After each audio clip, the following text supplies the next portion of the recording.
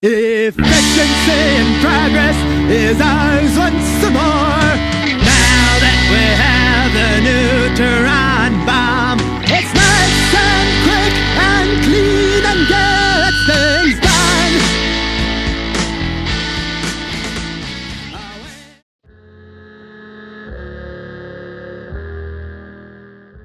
The 20th century failures of both Marxism and fascism have led in this new era to a false consensus based around what some call neoliberal capitalism. The abject failures of nationalistic and explicitly class-based ideologies led to a failure of imagination and idealism in how we can organise our world, and the tension has shifted externally to modernism and internationalism versus theocracy and nationalism, and internally, at least in the West, to struggles around identity and modernism versus postmodernism. Idealism or utopianism is now the province of the fringe, but so also, it seems, is pragmatism.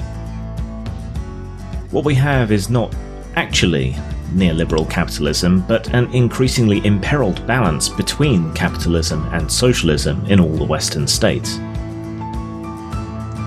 To begin with, this was a pragmatic state of affairs. We dragged ourselves out of the exploitation of the Dickensian era via social programs and collective effort to improve the common good. The high watermark of this, at least in the United Kingdom, was the inauguration of the National Health Service, a massive undertaking of social care that improved the lot of the whole population, and is all the more astonishing for having taken place against a backdrop of rationing, economic struggle, post-war austerity, and the collapse of empire. It is through socialism that the Western nations appear to have managed to avoid the societal tensions that caused the Eastern Bloc to collapse into faux Marxism and absolute state control. Yet, ironically, it is the example of the failure of Marxism in the East which perhaps warns us most about the rot at the core of modern capitalism.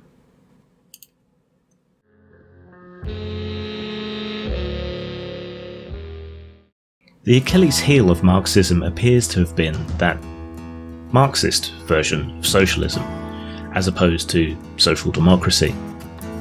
Marxism holds the idea that the state must take control of everything, liberating it from the hands of the exploitative rich and delivering it via the state into the hands of the poor. In Marxism, this is supposed to be a transitional stage on the path to full communism, where there is no state and everything is held in the common weal.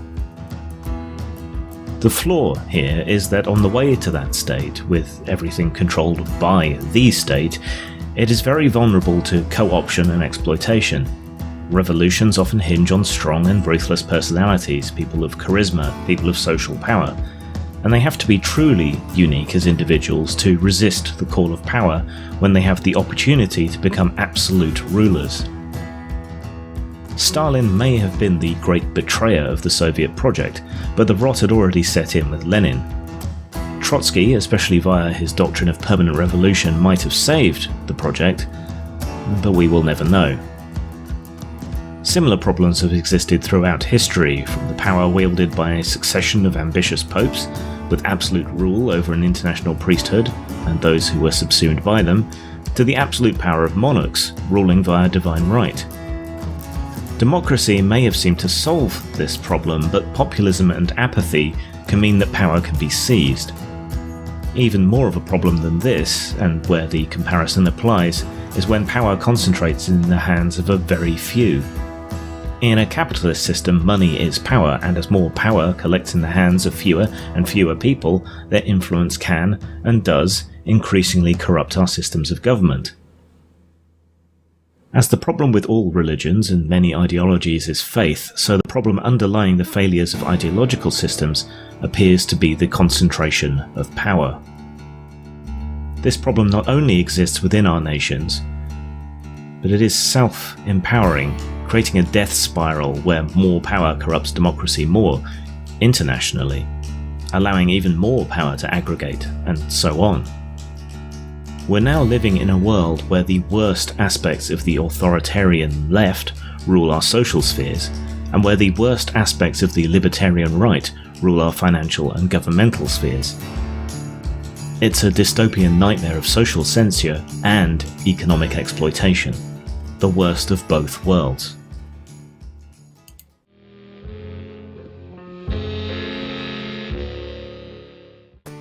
How can this happen though? How did the social democracies of the late 20th century collapse into the state of affairs that we have now? I believe this is linked to the failures in capitalism, its weaknesses, the way it distorts society. Without the checks and balances of an accountable government and progressive social policy, in the proper sense of progressive, this kind of decay seems inevitable and only seems to get worse over time. How, though? How does this happen? We've already alluded to the fact that money is an expression of power in our systems.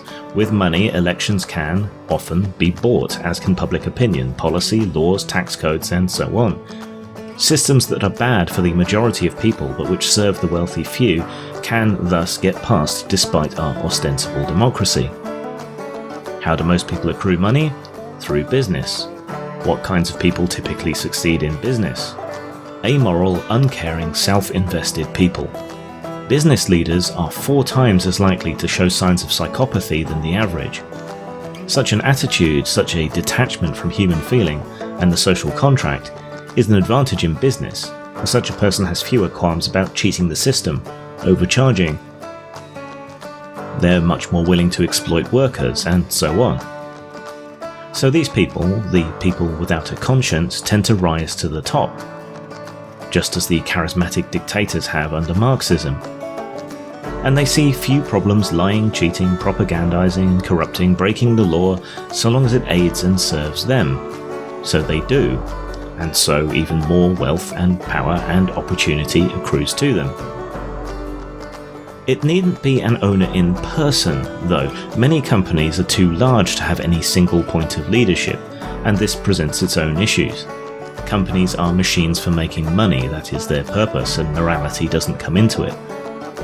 What someone may not be able to bring themselves to do individually may be done collectively, where blame cannot be assigned to any singular person. This salves the conscience and makes such actions easier, the company acting as a hive without a single point of responsibility or direction. These days, many of these businesses operate at least partially by dumb algorithm, with a decreasing amount of human participation in big decisions at all.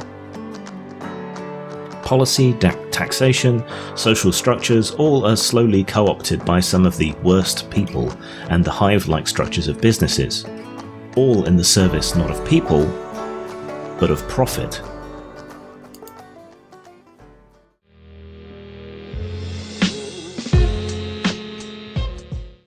This issue of the concentration of power is a universal, but within capitalist circles it appears to escape notice. Instead, a variety of other identitarian targets are blamed, whether that be the Jews, immigrants, foreigners, a nebulous concept of scroungers and malingerers, or something else. This identitarianism activates both the left and right to attack each other and a variety of social issues, which the ideological and financial issues actually underlie. Take racism, for example, in the United States. When you dig down into the statistics, a large portion, even a majority, possibly even all of the problems that are identified as racial issues boil down to class and wealth issues. Problems around incarceration, police violence, drug abuse, violence in general, familial breakdown, are all far more strongly correlated with wealth and class than they are with race, and the underlying problem is a lack of social investment and mobility. But the right will attack minorities as shiftless, and the left will attack the cis-het white patriarchy and blame racism, both failing to grasp the real nature of the problem.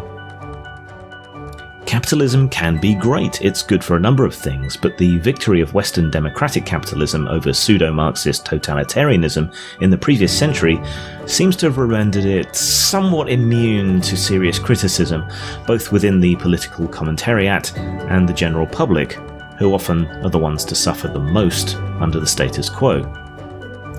Capitalism is wonderful for providing choice, consumer advancement, overall societal wealth, and a great deal of progress in many areas, but it's far from a panacea.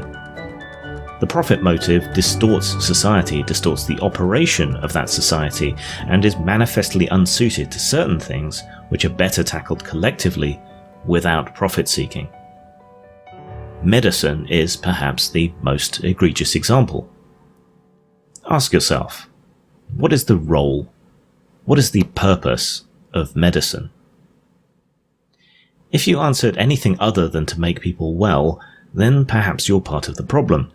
The goal of medicine is not to make profit, not to line people's pockets, but to make people well. Triage works best on the basis of need, not on the basis of wealth. If you pursue profit, people who cannot afford the care die. Doctors who could be serving genuine medical need go into arenas like plastic surgery. Costs rise, insurance companies refuse to pay out, and while companies may profit, society as a whole loses out, both financially and in terms of its health. This is why America's for-profit medical service ranks 37th in the world, despite existing in a very wealthy first world nation. It's also why Cuba is only 2 ranks behind that, despite being a tiny third world nation. Their emphasis on clinics, preventative care, and free access, a model copied across South America, allows them to compete on the same level as a wealthy first world nation. This is not the only arena in which we find these issues. Pharmaceutical research, infrastructure projects, utilities, security services, anything on a grand scale or to best serve the public good does not work best when parceled out to private companies, with their fixation on profit, which compromises the goals of these undertakings.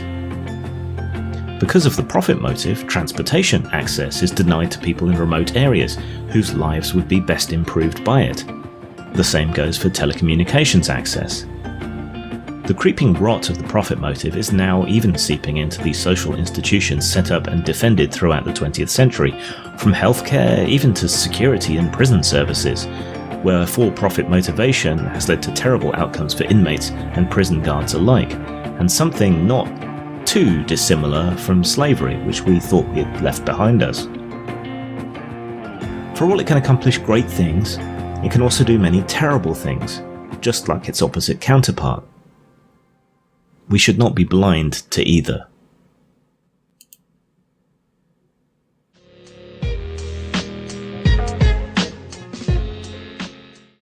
Society has entered a new paradigm as abrupt and earth-shaking as the Industrial Revolution was.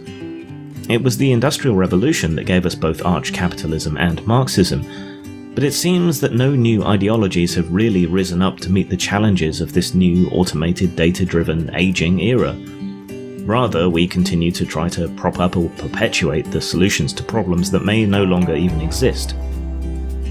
Marxism seemed like a solution to the problems of exploitative industrial capitalism because the workers existed en masse and the whole enterprise depended on their cooperation. As automation kicks in, as more jobs become bullshit jobs, as people are forced into more precarious work situations of freelancing and gigging, the power has been taken away from the worker.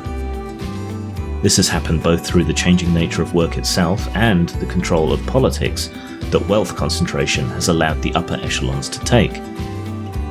New waves of automation and digitization are poised to strike now, and in their wake many more jobs will be lost than will be made, and we need to find a way to transition to the new status quo in a manner that befits human dignity and prevents violence. The working paradigm is no longer fit for purpose, but mentally we still regard anyone without a job as worthless. There is a hostility to handouts despite the huge benefits social investment brings to everyone. Those who devote themselves to creativity find themselves under increasing pressure despite their, theoretically, being more and more use for their services. So what can we do? Basic income appears to be an idea whose time has come, a stipend for all citizens of a nation, to allow them a basic standard of living, to eliminate bureaucracy and poverty traps, and to redistribute wealth in a fair way, one that has been assessed to have a massive overall positive impact on the economy. But this is being resisted by the old guard. Democratized technology, from 3D printing to home automation of gardens and localized power grids, may also help people cope with the shift in life. If we can empower that degree of social investment in making people less reliant on centralized power, This would be as disruptive as the internet revolution has been. But we're seeing signs of the future already in how the economic right and the social left comes together in horrendous ways to exert control over and to censor the online space. That could be the future of distributed technology. It seems that pre-Marxist utopian socialism combined with individualist small L libertarian or anarchistic ideas may again be coming to the fore. From technologically enhanced self-reliance to anarcho-technocracy, the democratization, rather than the seizing, of the means of production and communication. If we can survive populism, if we can get past the identitarianism and political paradigms of the 20th century, perhaps we can gradually pass through the eye of this storm and find a new equilibrium beyond, with ideas that suit our modern context. It seems to me that it's that, or the guillotine.